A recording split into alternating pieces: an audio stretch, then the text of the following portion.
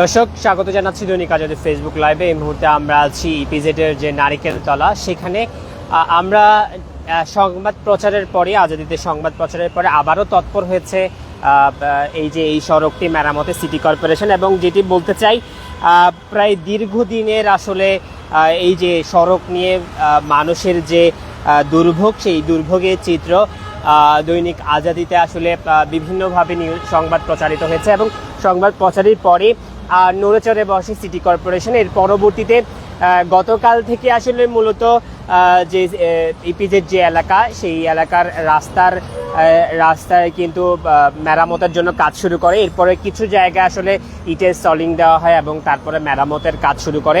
এর পরবর্তীতে আজ সকাল থেকে আসলে পুরো কাজটি বন্ধ ছিল। এর পরবর্তীতে সংবাদ প্রচারের পর আবারও কিন্তু তৎপর হয়েছে সিটি কর্পোরেশন। এবং যে বিষয়টি বলতে চাই, কিছু জায়গায় ইটের সলিং দেওয়ার পর পরবর্তীতে যখন বৃষ্টি হয়েছিল সেগুলো কিন্তু উঠে গেছে।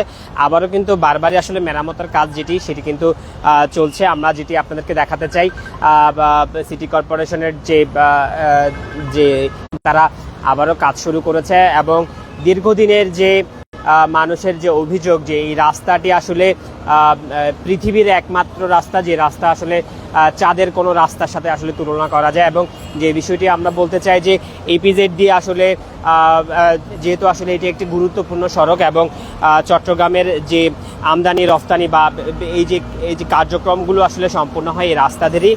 এবং এই রাস্তা দিয়ে আসলে যে গাড়িগুলো আছে, সেই গাড়িগুলো যেমন লরি থেকে শুরু করে, সেই লরিগুলোর কারণে এই যে রাস্তাগুলো আসলে ভেঙে গেছিলো। তো তার পরবর্তীতে এই রাস্তা নিয়ে আসলে কেউ কথা বলেনি। এরপরে যখনই আসলে বারবারই আসলে সংবাদ মাধ্যমে আসলে এই তথ্যগুলো প্রচার করা হয়, তার পরবর্তীতে কিন্তু এটি নিয়ে তৎপর হয়েছে সিটি কর্পোরেশন। এবং আমরা সকালবেলায় আসলে ইপিজেড যে মূল অংশটিতে আপনাদেরকে দেখানোর চেষ্টা করেছিলাম, সেই জায়গাটিতে কিছু অংশে ইটের যে সলিং সেইগুলো কিন্তু উঠে গিয়েছিল। পরবর্তীতে সেগুলো কিন্তু আবার মেরামত করা হয়েছে। এখন যে জায়গাটিতে আমরা আছি সেটি হচ্ছে চট্টগ্রামের নারিকেল তলা যে সড়কটি, সেই সড়কে আমরা এসে দেখেছি পুরো রাস্তাটিতে বলা যায় যে এত পরিমাণ আসলে ভাঙাচোরা অবস্থায় ছিল, যেখানে যে দুই পাশে প্রায় লক্ষ লক্ষ মানুষ কিন্তু এই রাস্তা ধরে যাতায়াত করে। এবং এইখানে সাধারণ মানুষের যে ক্ষোভ, সেই ক্ষোভ কিন্তু আসলে দীর্ঘদিনের। বলা হয় যে 1 মিনিট পথে তাদেরকে যেতে সময় লাগে প্রায় 20 থেকে 25 মিনিট। অর্থাৎ সড়কটি এমনভাবে ভাঙা, যে ভাঙা অংশে মানুষকে বলা হয় যে মহাকাশে যান দিয়ে আসলে তাদেরকে পৌঁছতে। আমরা এখানে একজন এলাকাবাসী আছে, তার সাথে কথা বলি। যদি বলেন যে এই সড়কটি আসলে আপনাদের জন্য আসলে যাতায়াতের একমাত্র মাধ্যম, তো এই সড়ক দিয়ে আসলে বিভিন্ন অ্যাক্সিডেন্ট থেকে শুরু করে অনেক কিছু হয়। আপনাদের আসলে দীর্ঘদিনের একটি চাওয়া ছিল, সিটি কর্পোরেশন এখন কাজ করছে, আসলে কি বলতে চান? জি, আমি আপনাদের মাধ্যমে আজাদি কর্তৃপক্ষকে ধন্যবাদ জানাচ্ছি। তাদের মাধ্যমে এই কাজটা হচ্ছে, আজাদির মাধ্যমে আজাদিকে এবং আমাদের ফাটাকেষ্টকৃত মেয়র মহোদয়কে ধন্যবাদ জানাচ্ছি। অনেক দিন পর, দীর্ঘদিনের মানুষের দুরবস্থার পর ওনার নজর এসেছে, উনি কাজটি করতেছে। আমি চাচ্ছি এই হালকাভাবে না করে কাজটা সুষ্ঠুভাবে করার জন্য, যে বিগত দিনে যে কোনো কাজ দুর্নীতি করছে। দেখেন এখানে এজেন্টগুলো দুর্নীতি, ওইদিকে দুর্নীতি, কাজ করে যাওয়ার আপনার এক মাস থাকে না কাজগুলা। সুতরাং আপনারাও অনুরোধ করবেন কাজটা যাতে দীর্ঘ টেকসই হয়। ধন্যবাদ। যেহেতু আসলে সামনে বর্ষা আছে, তো বর্ষাকে সামনে নিয়ে যে কাজগুলো এখন শুরু করেছে, বা এই যে সড়ক যে আসলে আবারও ভাঙার সম্ভাবনা আছে কিনা, সেই বিষয়টি যদি বলতেন একটু। হ্যাঁ, সড়ক ভাঙার সম্ভাবনা আছে। সে কাজের দুর্বলতা, ওদের ম্যাটেরিয়ালসের দুর্বলতা, দুর্নীতিটা বন্ধ করতে হবে। যারা এক্সপার্ট আছে সিটি কর্পোরেশনের মধ্যে, বিগত দিনে যারা ইঞ্জিনিয়ার ছিল তারা দুর্নীতি করছে। দুর্নীতিবাদ যারা ইঞ্জিনিয়ার তাদেরকে বিদায় করতে হবে। কাজটা টেকসই করতে হবে। এখানে 6-1 দিলে হবে না, এখানে 2-1 অথবা 3-1 দিতে হবে, বুঝছেন?